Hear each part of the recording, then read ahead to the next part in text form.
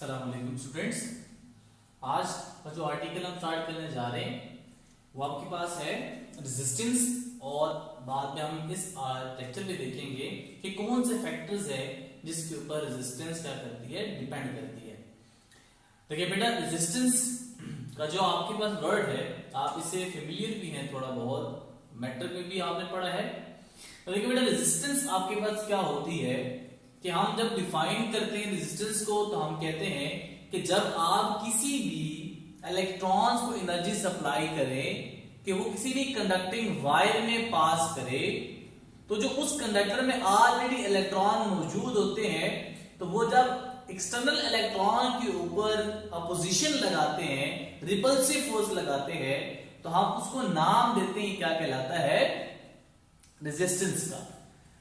देखिए बेटा, for example अगर आपके पास कोई भी कंडक्टिंग वायर है, आपने इसको यहां पे किसी भी पोटेंशियल सोर्स V के साथ कनेक्ट किया हुआ है, तो देखिए बेटा, लेट्स सी फॉर एग्जांपल आपका एक इलेक्ट्रॉन जो कि ये आपका है एक्सटर्नल इलेक्ट्रॉन, वो इंटर हो रहा है किसी भी कंडक्टिंग वायर में, और इस इलेक्ट्रॉन्स के अंदर जो इलेक्ट्रॉन मौजूद है दोनों की नेचर आपके पास क्या हो जाएगी, सेम हो जाएगी।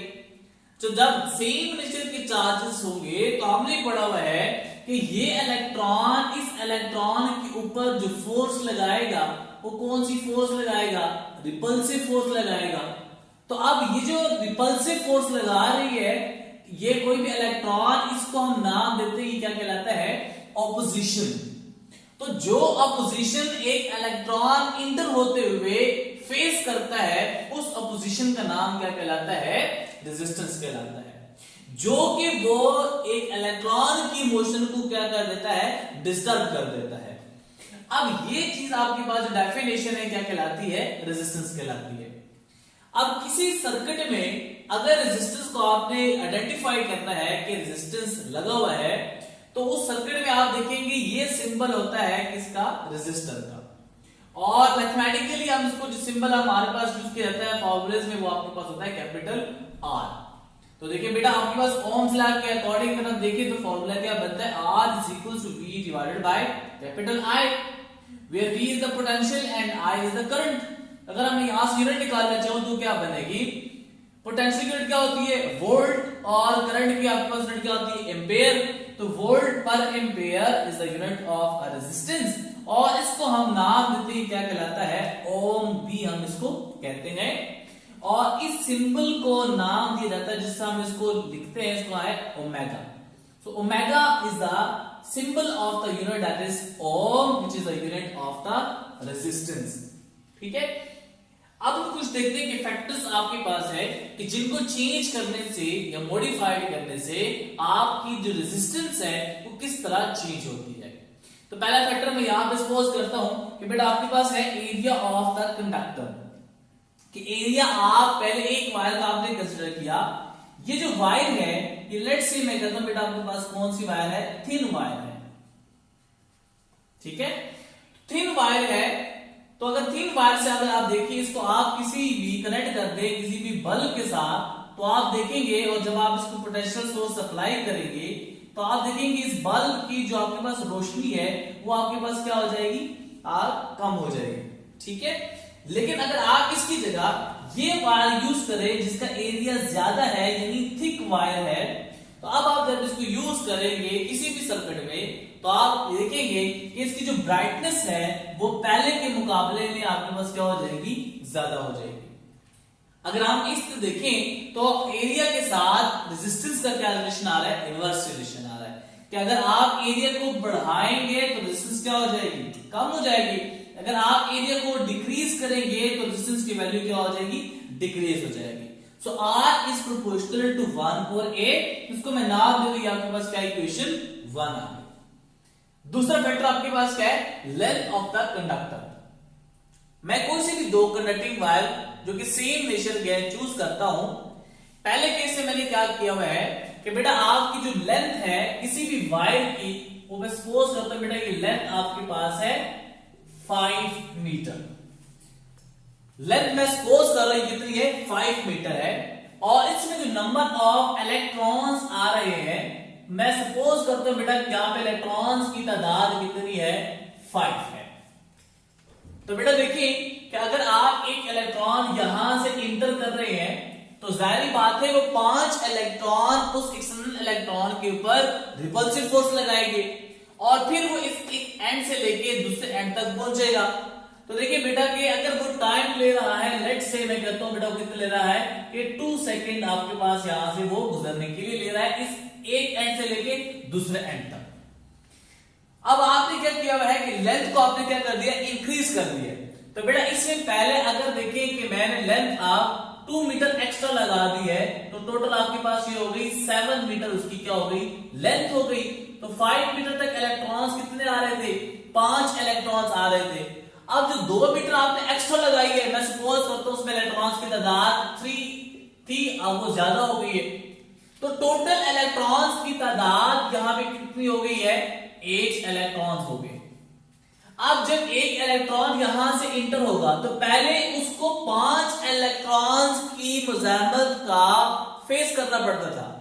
अब ये इलेक्ट्रॉन जब इंटर हो रहा है तो अब 5 की बजाय वो 8 इलेक्ट्रॉन्स इसके ऊपर रिपल्सिव फोर्स लगाएंगे, जो कि उन ऊपर वाले केस से क्या होगी, ज्यादा होगी। जब आपकी रिपल्सिव फोर्स ज्यादा हो गई तो अगर आप देखिए पोजीशन ज्यादा हो गई तो अगर वो पहले 2 सेकंड लगा रहा था, अब यहां से लेके इस एंड तक पहुंचने के लिए वो 2 सेकंड से ज्यादा टाइम लेगा। अब जब ज्यादा टाइम लेगा इसका मतलब क्या हुआ कि लेंथ बढ़ाने से अपोजिशन उस इलेक्ट्रॉन को ज्यादा फेस करनी पड़ रही है। तो इसलिए हम कहेंगे कि अगर आप इस क्लास में देखें तो रेजिस्टेंस का लेंथ के साथ डायरेक्ट रिलेशन आ रहा है कि लेंथ को अगर आप बढ़ाते हैं तो बेटा आपका जो रेजिस्टेंस होगी वो भी क्या हो जाएगी, ज्यादा हो जाएगी। अगर आप लेंथ को कम करते हैं तो रेजिस्टेंस भी उसकी करस्पॉन्डिंग क्या हो जाएगी, कम हो जाएगी। इसको मैं नाम दूं बेटा आपके पास क्या इक्वेशन 2 है। आप इक्वेशन 1 और इक्वेशन 2 कंबाइन करके लिखे जरा, ये बनेगा R is proportional to length over area. अभी प्रोपोर्शनैलिटी साइन है और अब इसको जब हटाएंगे तो कोई भी कांस्टेंट और इक्वालिटी का साइन लगाना पड़ेगा। तो यहां पे आपके पास क्या बनेगा, R is equals to rho L divided by 8। ये जो आपके पास है इसकी प्रोपोर्शनैलिटी साइन और इसको पढ़ा जाता है, ये क्या कहलाता है, रो। और इस रो को क्या नाम दिया जाता है, it is also known as specific resistance, या फिर इसको नाम देते हैं क्या कहलाते हैं, रेजिस्टिविटी। तो बेटा देखिए कि अगर आप यहां से रो का फॉर्मूला निकालना चाहे तो ये बनेगा rho is equals to R A divided by L. एक बात बड़ी इंपॉर्टेंट बेटा यहां पे नोट करने वाली है कि कोई भी अगर आपसे क्वेश्चन पूछे कि बेटा अगर आपने लेंथ को बढ़ा दिया है 2 टाइम्स और एरिया को आपने बेटा कर दिया है 3 टाइम्स, या आप कहते हैं कि 4 टाइम्स लेस कर दिया है, तो बताएं कि रेजिस्टिविटी के ऊपर क्या फर्क पड़ेगा। तो बेटा आप जब सॉल्व करेंगे तो आपके पास आंसर आएगा 8 टाइम्स इंक्रीज हो जाएगी। लेकिन याद रखें कि रेजिस्टिविटी किसी भी लेंथ के ऊपर या किसी भी मेटल वायर के एरिया के ऊपर डिपेंड नहीं करती, वो 2 फैक्टर्स के ऊपर डिपेंड करता है। एक आपके पास है नेचर ऑफ मटेरियल, जो आप सर्किट में मटेरियल यूज कर रहे हैं उसके ऊपर डिपेंड कर रहा है। आप एल्यूमिनियम की वायर यूज कर रहे हैं या फिर आप कॉपर की वायर यूज कर रहे हैं, दोनों की डिपेंडेंस अगर आप देखें तो रेजिस्टिविटी भी क्या होगी, डिफरेंट होगी। और दूसरा फैक्टर आपके पास है टेम्परेचर। टेम्परेचर को अगर आप बढ़ाएंगे तो आपकी रेजिस्टिविटी क्या हो जाएगी, बढ़ जाएगी। टेम्परेचर को आप कम करेंगे तो रेजिस्टिविटी क्या हो जाएगी, वो भी कम हो जाएगी। वो आप आगे जाके डिस्कस करेंगे। अगर आप देखिए बेटा कि अगर आपने ये फॉर्मूला लगाया हुआ है रेजिस्टेंस का कि R is equal to rho L divided by 8, इसका मतलब है R is inversely proportional to the area. तो इसके अकॉर्डिंग मैं एक और फॉर्मूले में बना सकता हूं कि R इज प्रोपोर्शनल टू 1 और A है, तो आप देखिए फॉर्मूला क्या होता है, A is equal to pi R square. तो पाई इज कांस्टेंट है, आपका R वेरी कर सकता है, तो R इज प्रोपोर्शनल टू 1 और R स्क्वायर। तो इसी लिहाज से अगर मैं लिखूं कि बेटा R किसके बराबर होता है, डायमीटर के हाफ होता है, तो हम इसके अकॉर्डिंग लिख सकते हैं कि resistance is also inversely proportional to the diameter of the metal wire. अगर आप इस सिचुएशन को देखें तो इसके अकॉर्डिंग बड़े इंपॉर्टेंट आपके पास फॉर्मूला बन सकता है एमसीक्यूज पॉइंट ऑफ व्यू से, जो कि इंटर टेस्ट से या फिर आपकी पेपर पॉइंट ऑफ व्यू से। So R1 divided by R2 is equals to D2 square divided by D1 square, which is equals to R2 square divided by R1 square. तो ये रिलेशन आपने याद रखना है कि जब आप क्या कोई भी एमसीक्यू पॉइंट ऑफ व्यू से क्वेश्चन आता है कि आपने डायमीटर कितना रखा हुआ है, आप रेजिस्टेंस की रेशियो बताएं, या आपने रेडियस कितना रखा हुआ है तो आपने इसमें रेशियो बतानी है डायमीटर की। तो बेटा आपके पास नेक्स्ट आपके पास है कंडक्टेंस का। कंडक्टेंस आपके पास क्या है, जब डिफाइन करते हैं हम किसी भी कंडक्टेंस को तो बेटा हम कहते हैं कि reciprocal of the resistance is known as conductance. एक बात बड़ी इंपॉर्टेंट बेटा यहां पे देखिए बेटा कि यूनिट इसका क्या होता है, इसकी यूनिट आपके पास होती है ओम मीटर, ठीक है। Ohm meter is a unit of the specific resistance या रेजिस्टिविटी। अब कंडक्टेंस क्या है कि अगर आप रेजिस्टेंस का रेसिप्रोकल लेते हैं तो क्या बन जाता है, कंडक्टेंस बन जाता है। और कंडक्टेंस को हम डिनोट किससे करते हैं, कैपिटल जी से। तो फॉर्मूला बनता है G is equals to 1 divided by R। तो बेटा अगर आप यूनिट निकालना चाहें इसकी तो बेटा R की यूनिट क्या होती है, ओम। तो जब आप रेसिप्रोकल लेंगे इसका तो कंडक्टेंस बनेगा तो उसकी यूनिट बनेगी MHO, यानी रिवर्स ऑर्डर में आप लेके चलेंगे। या फिर प्रैक्टिकल यूज के लिए अगर आप इसको देखिए तो यूनिट क्या बनती है, सीमन। तो semen is the unit of the conductance. अब कंडक्टेंस और रेजिस्टेंस दोनों एक ही बात है, लेकिन दो डिफरेंट अंदाज में इसको बयान किया गया है। रेजिस्टेंस क्या है कि जब आप किसी भी इलेक्ट्रॉन्स को इंटर करवाते हैं तो ऑपोजिशन कितनी फेस करनी पड़ती है। कंडक्टेंस क्या बताता है आपको कि जब आप इलेक्ट्रॉन्स या कोई भी चार्जेस फ्लो करवाते हैं मटेरियल के अंदर तो वो मटेरियल उतने चार्जेस, कितने चार्जेस को वो अपने अंदर से पास आउट होने देता है, that is called a conductance. फिर कंडक्टिविटी क्या है बेटा, आपने रेजिस्टिविटी पढ़ी तो अगर आप रेजिस्टिविटी का रेसिप्रोकल ले लेंगे तो वो क्या बन जाएगा, कंडक्टिविटी बन जाएगी। तो reciprocal of the resistivity is known as conductivity और इसको हम डिनोट करते हैं sigma. Sigma is equal to 1 divided by rho, और रो का फार्मूला हमने क्या पढ़ा था बेटा, यहाँ पे R A divided by L। तो बेटा लेंथ आपके पास 9 मीटर में चला जाएगा तो ये बनेगा L divided bye R A। तो देखिए बेटा हमने यहाँ पे यूनिट पढ़ी थी स्पेसिफिक रेजिस्टेंस की, वो क्या थी, ओम मीटर। तो जब आप कंडक्टिविटी की यूनिट निकालना चाहेंगे वो बनेगा MHO मीटर इनवर्स, या फिर आप इसको लिख सकते हैं कि सीमन मीटर इनवर्स। तो siemens meter inverse is the unit of the specific resistivity का आगे रेसिप्रोकल लेंगे तो क्या बनेगा, कंडक्टिविटी, जो कि यूनिट है सीमन मीटर इनवर्स। अब हम देखते हैं कि जो इफेक्ट है टेम्परेचर का वो रेजिस्टेंस के ऊपर कैसा फर्क उसके बाद पड़ता है, रेजिस्टिविटी के ऊपर उसका क्या इफेक्ट है, और कंडक्टेंस के ऊपर और कंडक्टिविटी के ऊपर। तो बेटा दो चीजों के लिए मैं डिफाइन करूंगा, एक कंडक्टिविटी के लिए, कंडक्टर के लिए, और दूसरा आपके पास किसके लिए है, सेमीकंडक्टर के लिए। एक छोटी सी बात आप समझिए बेटा जरा, देखिए फॉर एग्जांपल आपने कोई सी भी क्या किया, ये कोई भी मेटालिक वायर कंसीडर की हुई है।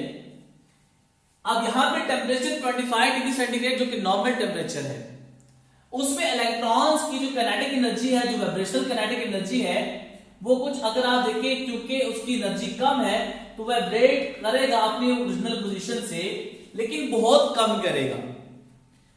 लेकिन अगर आप इसी कंडक्टिंग वायर का जो टेम्परेचर है वो इंक्रीज कर दें तो पहले कोलिजन के चांसेस कम थे आपस में इलेक्ट्रॉन्स की, लेकिन चूंकि टेम्परेचर बढ़ा दिया तो अब उनका एम्पलीट्यूड ऑफ वाइब्रेशंस भी क्या हो जाएगा, पहले के मुकाबले में ज्यादा हो जाएगा। और पहले अगर वो वाइब्रेट इस तरह कर रहे थे तो अब जब टेम्परेचर बढ़ा दिया है तो फ्रीक्वेंटली वाइब्रेशन स्टार्ट हो जाएगी और मैक्सिमम चांसेस होगी कि वो एटम्स के साथ कोलाइड करें।